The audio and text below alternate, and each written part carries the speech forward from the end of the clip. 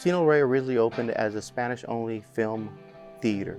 It quickly became a hub for regional artists. And I think that's what makes Cine unique, is that it evolved.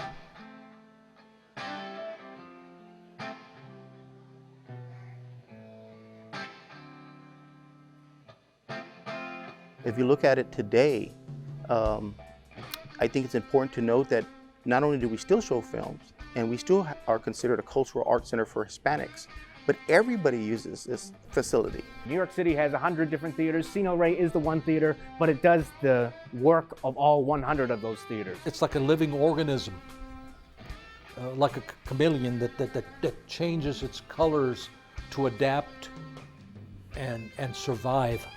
They can provide all these different opportunities, not only to people who want to be entertained, but entertainers. One of the greatest things about Cine Rey is its completely open door policy with entertainment. Because I went into the room and like, hey grandpa, he's all tubed up and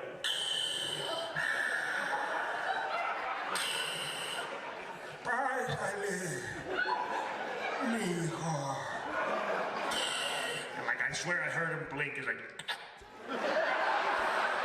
we have a professional theater that is willing to open their venue and let us perform, and artistically, like, it's no holds barred. There's no venue that's willing to cater to you as an artist to, oh, we're gonna change our whole stage appearance. We're gonna change our seating arrangement based on what you're bringing to the table. They're amazingly versatile at adapting to the artist. I think it's important when you look through the lenses that we look at it, that we don't look at things always through a profit point of view. For instance, we could probably do 2 concerts or 4 concerts a month and not have to do anything else. But we opted for over a decade, 13 years, to do so many other events. The entertainment opportunities here at Cine Rey are countless, innumerable. We have, I mean, I can't even count how many different events go on here. And she tells you the 2 scariest words a Mexican mom can tell her children. Qué bonito. Everything from French movies to stand-up comedy to pro wrestling to open mic, to the various concerts of all different types of genres. It's a different way of seeing art, but it doesn't take away from storytelling. A film is still a film, a song is still a song.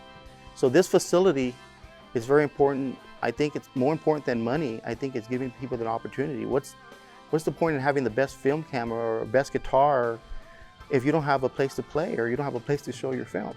So I think this facility gives people those opportunities. There's always crowds here, and whether it's a comedy crowd, whether it's a metal crowd, whether it's a wrestling crowd, it's amazing to see how versatile and agile the Cine Rey can be, because it's remarkable, man. It's amazing how they've stayed alive for so long, but when you see it in action, it's like, oh, that's how they've done it. It's a living, breathing community symbol. I think that's been the key to its survival, and I think it needs to be respected as such. What Cine Rey means to the community is it's chingon, dude. Chingon. Yeah. A historic independent theater and arts venue in the Valley is at risk of shutting down. The coronavirus put shows on hold at Cine Rey. The lack of revenue could mean it never reopens. Our border photojournalist Jose Sanchez talked to past, present, and aspiring performers on the importance of keeping it open. It's a story you'll see right here on 5.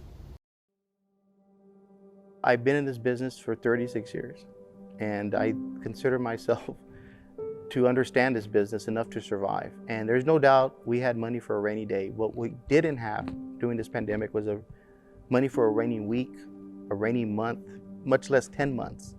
We're probably going to be going on another year at the rate we're going. And so it's been very difficult to operate with no income coming in. We thought we were alone at first. We thought we were the only venue that didn't qualify under the first round of the stimulus package because we don't have full-time employees. And the reason for that is we work with artists. They're freelancers. You might work with a tour comes to town once a month. You might work with 20 to 50 wrestlers a week, 2 comedians a week. But you add that all up, that's probably over 1,000 people that come here, work out of here, and leave. But because they're not full-time employees, we didn't qualify for the first round of stimulus.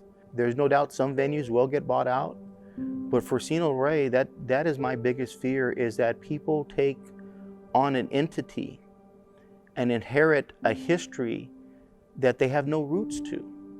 And it's not that they might not understand it or appreciate it, but we would lose our independent voice. And I think the whole idea of Cine not being another corporate buyout or sellout in this case is important, because I think that's what has provided so many people so many opportunities for so long. Cino Rey, in a sense, is a mom and pop store. But if we were to get bought out by Live Nation, we would probably walk away with a nice profit and not have to worry about this place. But the problem is, we do care about this place. They won't understand the need to get a local on this stage, or to let a local filmmaker display their movie, or let local wrestlers gather together, or bands. So I think it's important that places like this stay independent. The only reason we're in this situation is because of the pandemic. It is not because we have ever produced a bad product. It's not because people don't want to come or want to come now. It's just that it's not safe.